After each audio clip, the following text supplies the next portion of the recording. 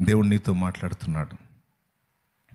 నిన్నటి వదిలేసే, మొన్నటి వదిలేసే, ఈరోజు నిన్ను క్రొత్తగా ప్రారంభించు. ఈరోజు నీ నూతనంగా నువ్వు మొదలుపెట్టు. ఎందుకంటే ఇది నీకు పాత రోజు కాదు, ఇది క్రొత్త రోజు. ఈరోజు అయిపోతే రేపు మళ్ళీ నీ క్రొత్త రోజు. ఈ నూతన శుభదినాన్ని ఉటంకిస్తూ దేవుడు ఏం మాట్లాడుతున్నాడంటే, నువ్వు ఈరోజు క్రొత్తగా ఆలోచించు. నంబర్ 1, ఈ ఉదయం నీకు ఇస్తున్నటువంటి మాట. రెండవది, క్రొత్తగా ప్రయత్నించు. నంబర్ 3, క్రొత్త పని మొదలుపెట్టు. క్రొత్తగా ఆలోచించు, క్రొత్తగా ప్రయత్నించు, క్రొత్త పని మొదలుపెట్టు. అంతేకాదు, దేవుణ్ణి కలుసుకునే విషయంలో కూడా ఈరోజు నూతనంగా కలుసుకో. ఒక నూతన దినం మన విషయాలన్నిటినీ నూతన పరచమని చెప్తుంది. ఒక నూతన శుభోదయం మన సంగతులన్నిటినీ నూతన పరచమని చెప్తుంది. కొంతమంది మొన్నల్లో బతుకుతారు, కొంతమంది నిన్నల్లో బతుకుతారు, కొంతమంది రేపట్లో బతుకుతారు. దేవుడు అంటున్నాడు, నేను నిన్నటికి దేవుణ్ణే, రేపటికే దేవుణ్ణే, ఈరోజు కూడా దేవుణ్ణే. నేను నిన్నటికి దేవుణ్ణి, రేపటికి దేవుణ్ణి, ఈరోజు కూడా దేవుణ్ణే. కొన్ని సంవత్సరాలు వేదనామయమైన బ్రతుకు బ్రతికాను నేను. ప్రతిరోజు ఒక నిరాశ. పొద్దు పొడిచిందా, తెల్లారిందా, పొద్దు గుంకిందా, అయిపోయిందా, నిరీక్షణ లేదు, ఆశ లేదు. ఇక రోజులన్నీ ఇంతే అనుకున్నా. కానీ ఒక శుభోదయం నాకు ఒక క్రొత్త అనుభవాన్ని పంచింది. ఏమిటి ఆ రోజు స్పెషల్ అంటే, జీవం గల దేవుడు ఆ రోజు నన్ను దర్శించాడు. అన్ని రోజుల్లాగే ఆ రోజు అనుకున్నా.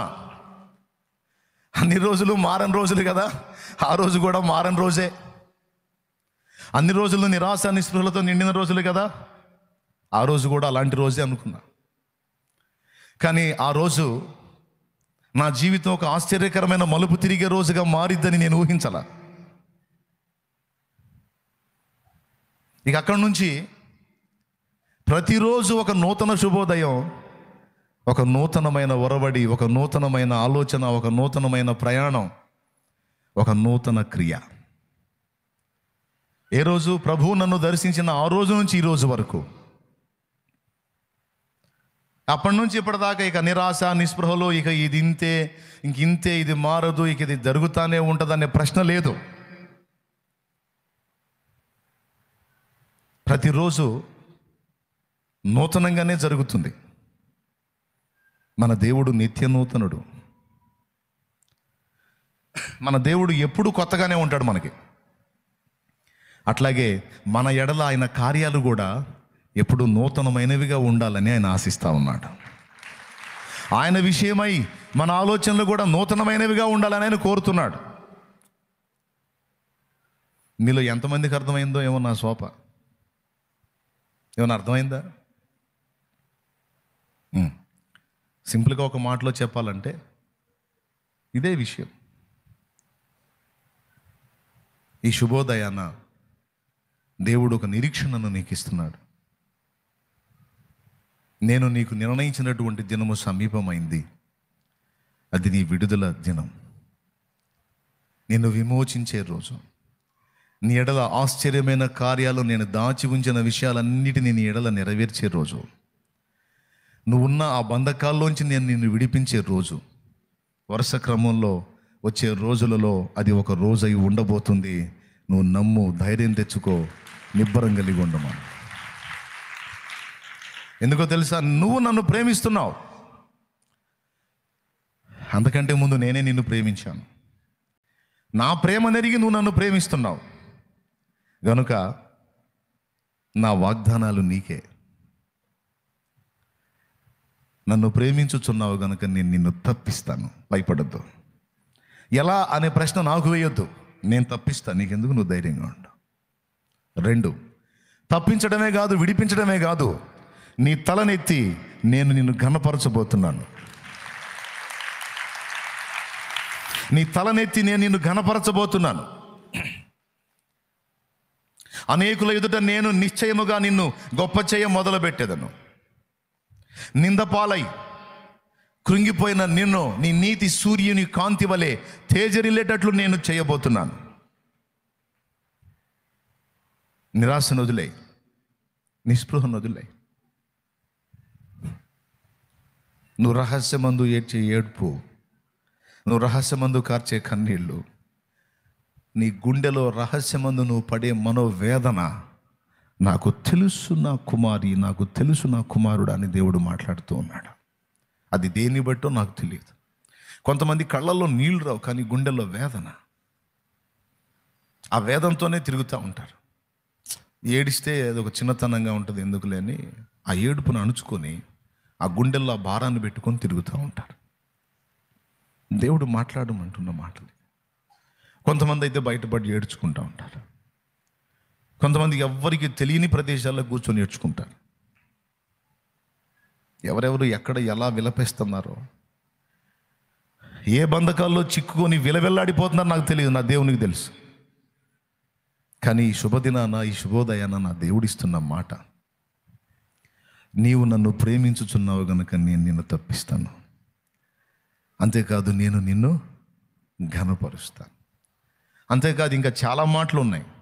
నీవు నన్ను ప్రేమించుచున్నావు గనుక నన్ను ప్రేమించు వారిని ఆస్తికర్తలుగా నేను చేతును, దరిద్రులుగా ఉంచను, దరిద్రులుగా ఉంచను, శాపగ్రస్తులుగా ఉంచను, వారిని సమృద్ధి గలవారుగా, ఆస్తికర్తలుగా నేను చేతును అంటాడు సామెతల్లో. చూస్తారా, జ్ఞానమై ఉన్న యేసు మాటలవి.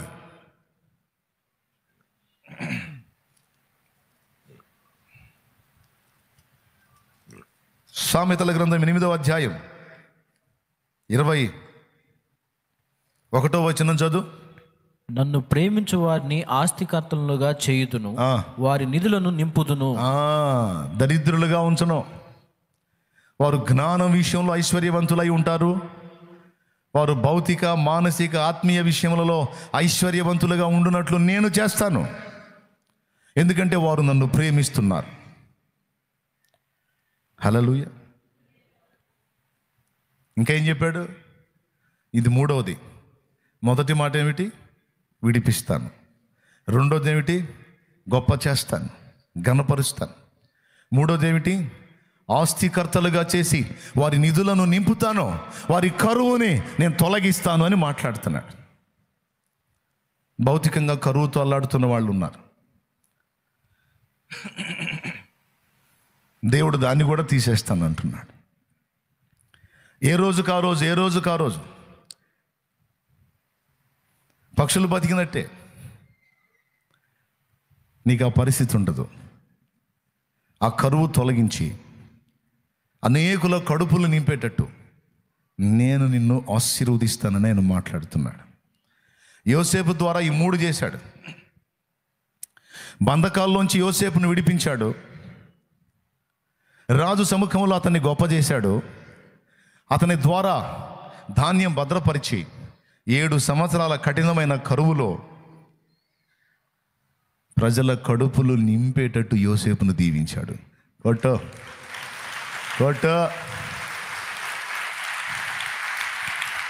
నీ బ్రతుకంతా దరిద్రతతోనే తెల్లారిద్ది అనుకుంటున్నావా? బంధకాల్లోనే అయిపోయింది అనుకుంటున్నావా? అధోగతిలోని అంతం అనుకుంటున్నావా? అయినా పర్వాలేదు ప్రభువా నీకు స్తోత్రం అనగలిగే మనసు నీకుందా? ఆయన అంటున్నాడు, నీవున్న పరిస్థితుల్లోంచి, ఆ బంధకాల్లోంచి నేను నిన్ను బయటికి తీసుకొస్తాను. నీవు పడి ఉన్న ఆ మరణ పడకలో నుంచి నేను నిన్ను లేపుతాను. నీవు పడి ఉన్న ఆ పాపిష్టి స్థితిగతుల నుంచి నేను నిన్ను వెలుపలికి తీసుకొస్తాను. ఇది నీ బలాన్ని బట్టి కాదు, నా బలాన్ని బట్టి నేను చెప్తున్నాను.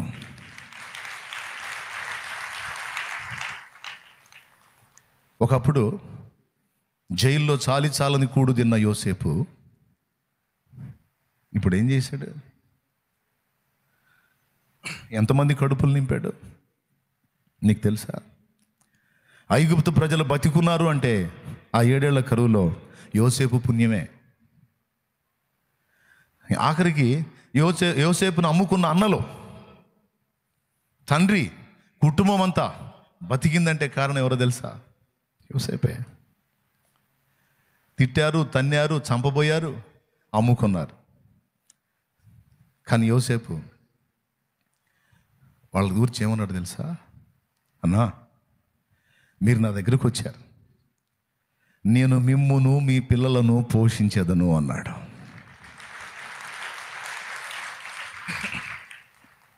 ఈరోజు నీకు పరిస్థితి లేదు. తోడబుట్టిన వాళ్ళు, కుటుంబీకులు ఎవరు అంత సాయం చేస్తారని ఆశపడుతున్నావు, ఎదురు చూస్తున్నావు, ఏడుస్తున్నావు. దొరకట్లా ఏ సాయం. అటు బయట లేదు, ఇంటి వాళ్ళ దగ్గర లేదు, ఎవరి దగ్గర లేదు. కూర్చొని ఏడ్చుకోవచ్చు నువ్వు. కానీ దేవుని వాగ్దానం, వాళ్ళకి నీవు దేహి అంటం కాదు, నేను నిన్ను సమృద్ధిగా ఆశీర్వదించి నీ చేతులతో వారికి ఇచ్చేటట్టు నేను నిన్ను ఆశీర్వదిస్తున్నాను అంటున్నాడు ఆయన. గుర్తుపెట్టుకో, ఈరోజు ఆదివారం దేవుడు నీకు ఇస్తున్న ఈ వాగ్దానాల సంపదని గుర్తుపెట్టుకో. రాసుకో, డేట్ వేసి రాసుకో. నా తండ్రి ఈవేళ నాతో మాట్లాడాడు.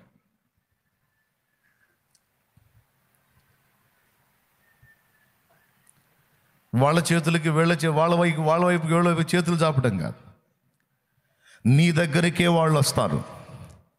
నిన్నే వారు చేయి చాపి ఆశ్రయించే రోజు వచ్చింది. అలా చేస్తాడు ఆయన. ఎందుకంటే యోసేపు లైఫ్ కనపడుతుంది అక్కడ.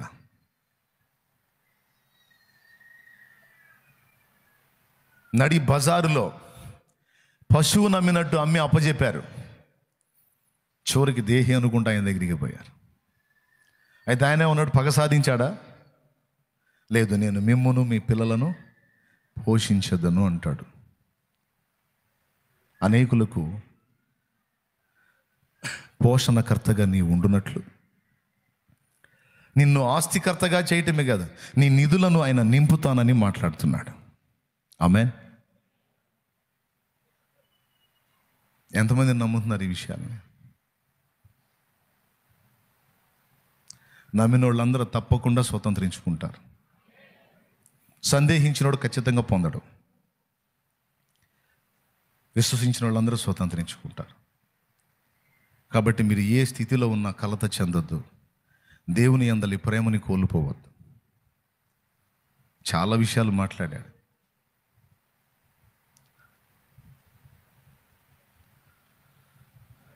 నీకు కీడుకరంగా ఉన్న పరిస్థితులు కూడా నీ మేలుకే వచ్చేటట్టు నేను మారుస్తాను అంటున్నాడు ఆయన. నీ మేలుకు వచ్చేటట్టు నేను మారుస్తాను అంటున్నాడు. రోమాపత్రిక 8:28. దేవుని ప్రేమించు వారికి, అనగా ఆయన సంకల్పము చొప్పున పిలువబడిన వారికి మేలు కలుగుటకై సమస్తమును సమకూడి జరుగుచున్నవని. మేలుకే వస్తాయి. నువ్వు ప్రజెంట్ ఎదుర్కొంటున్న ఇబ్బందులన్నీ, ఈ శోధనలన్నీ, ఈ వేదనలన్నీ, ఈ మనోదుఖం, ఈ కలత, ఈ కన్నీళ్ళు, ఈ అవమానాలు, ఈ పడటాలు, లేవటాలు, ఈ తొట్టుపాట్లు, ఈ గలిబిలి అంతా కలిసి నీ మేలుకే వచ్చింది. నీ మేలుకే కాదు, నీ ద్వారా అనేక మంది మేలుకు వచ్చింది. ఎందుకంటే నువ్వు ఆయన్ని ప్రేమిస్తున్నావు. ఇది నీ అర్హత. ఏం చేస్తున్నావు? నువ్వు ఆయన్ని ప్రేమిస్తున్నావు. అంతేనా? ఇంకా ఉంది. నేను నీకు జీవ కిరీటం ఇచ్చేదని అంటున్నాడు.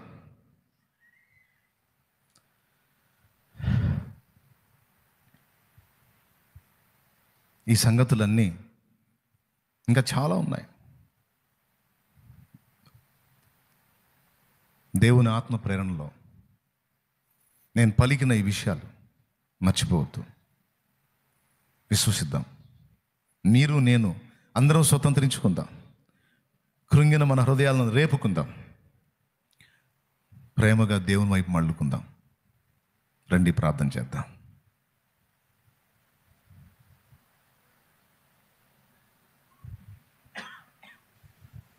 ఇప్పటి వరకు జరిగిన కార్యాలు ఒక ఎత్తు, ఇక ముందు నీ జీవితంలో నా దేవుడు చేయబోతున్న కార్యాలు మరో ఎత్తు.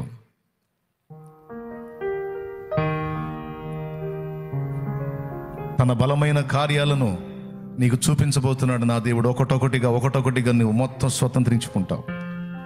నువ్వు పడున్న ఆ మరణ పడక నుంచి నా దేవుడు నిన్ను లేవనెత్తబోతున్నాడు, నిన్ను స్వస్థపరుస్తున్నాడు ఆయన. నువ్వు అనుకుంటుండొచ్చు, ఇక అయిపోయింది నా చరిత్ర, ఇక లేదు నాకు అవకాశం. నో, నిన్ను ఆయన లేవనెత్తబోతున్నాడు. చెప్తున్నాడు, నువ్వున్న బంధకాల్లోంచి నేను విడిపించబోతున్నాడు.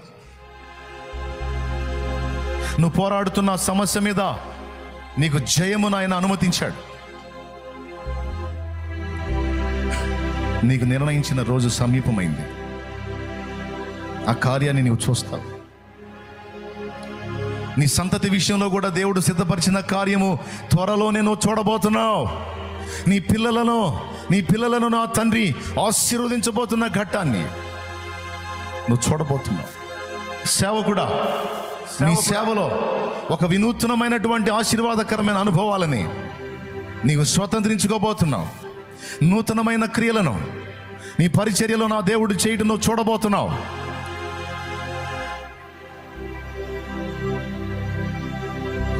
ఒక్కరోజు చాలు దేవుడికి, ఒక్కరోజు చాలు. చరిత్ర తిరగరాయడానికి ఒక్కరోజు చాలు దేవుడికి, ఒక్కరోజు. నీ పరిస్థితులు మార్చడానికి ఓన్లీ వన్ డే, ఒక్క రోజు చాలు. స్తోత్రం చెప్పు. నీ ప్రయత్నాన్ని సఫలపరుస్తున్నా నా దేవునికి.